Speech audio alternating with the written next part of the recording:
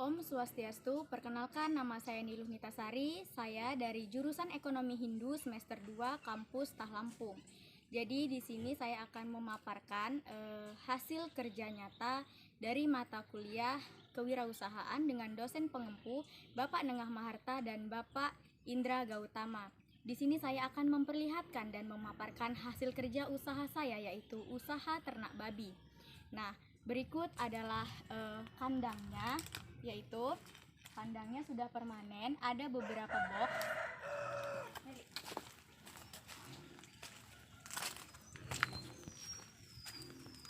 Jadi di sini ada babi-babinya sudah terisi, ada beberapa box yang sudah terisi. Jadi setiap box ini babinya dipisah-pisah.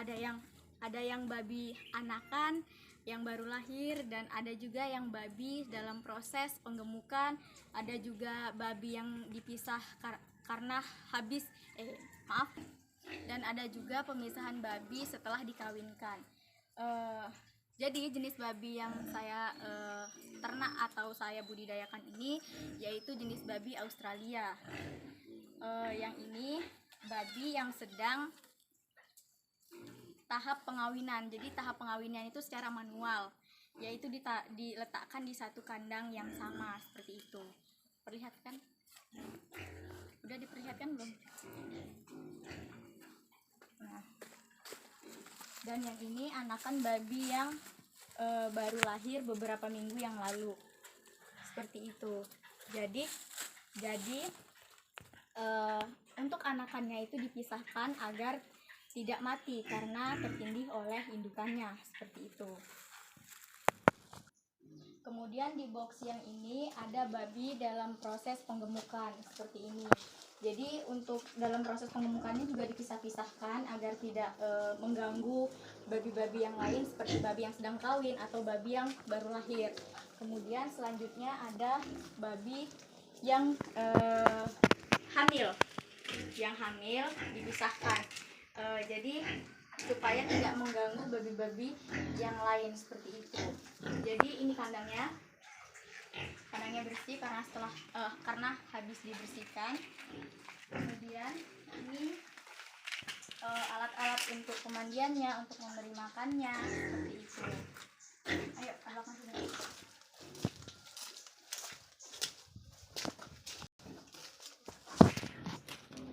Nah, kita beralih ke pembuangan limbah dari kotoran babi saya, yaitu ini.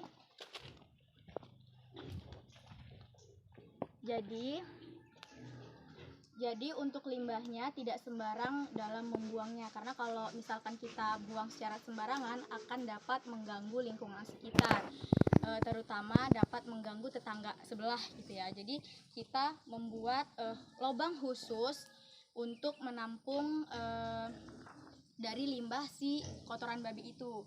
Jadi dari saluran ke sana dipasang pipa, lalu kotorannya ditampung di lubang ini, di mana lubang ini juga dimanfaatkan untuk pengembangbiakan lele. Untuk pakan lelenya sendiri itu dari sentrat juga, dari pelet juga, dan dari kotoran si babi tadi juga. Jadi dia mendapatkan manfaat yang plus-plus. Nah, untuk si lelenya itu nanti dijual ke pasar-pasar atau ke restoran-restoran. Kemudian untuk si babinya itu akan dijual ke lingkungan sekitar, seperti untuk pemenuhan kebutuhan upacara adat.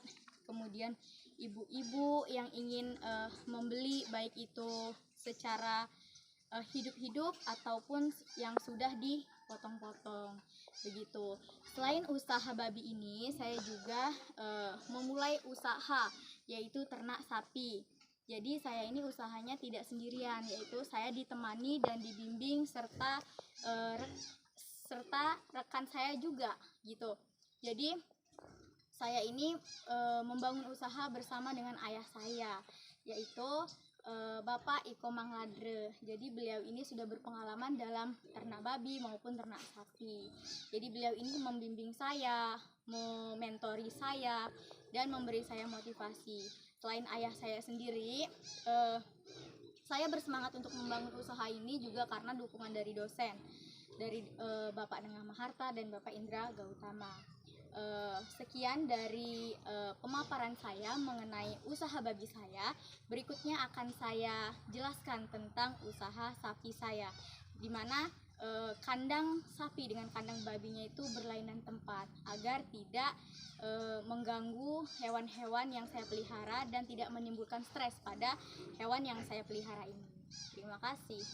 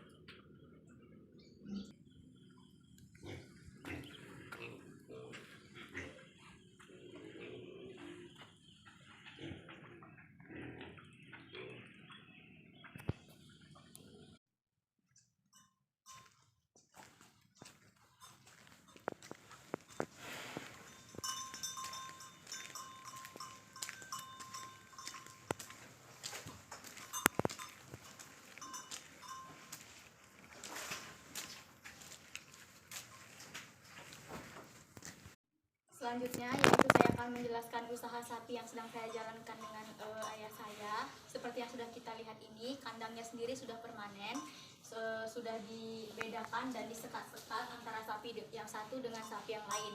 Di sini saya memelihara sapi Jawa yang warna putih. Yang warna putih ini sapi Jawa semua, dan yang merah-merah ini, yang dua ini itu jenis sapi Bali. Yang ini anakan sapi dari si sapi Jawa. Ada juga sapi jenis limusin yang warna hitam-hitam ini. Nah, untuk pakannya sendiri itu diberi rumput, contohnya seperti daun singkong atau rumput-rumput yang lainnya. Kemudian ada untuk makanan selingannya yaitu ada onggo. Kemudian untuk minumnya itu disediakan yang namanya garam. Kalau nggak dikasih garam, biasanya sapi-sapinya tidak mau minum, seperti itu. Perlihatkan sapinya. Untuk kandang sendiri sudah paten, dan di kandang ini sudah disediakan yang namanya keran, karena untuk memberi minum, membersihkan kandang, memandikan si sapi-sapinya tersebut. Kemudian untuk si limbah sapinya diletakkan di sebelah sana, khusus untuk kotorannya. Kotorannya itu didiamkan beberapa waktu dulu, kemudian akan dikirim ke lahan-lahan untuk sebagai pupuk pengganti atau pupuk tambahan untuk tanaman singkong, seperti itu. Sekian dari hasil pemaparan mengenai usaha babi dan usaha sapi yang saya jalankan sebagai bentuk realisasi mata kuliah kewirausahaan. Untuk kurang dan lebih dari penjelasan saya mohon maaf, dan kepada Tuhan saya mohon ampun.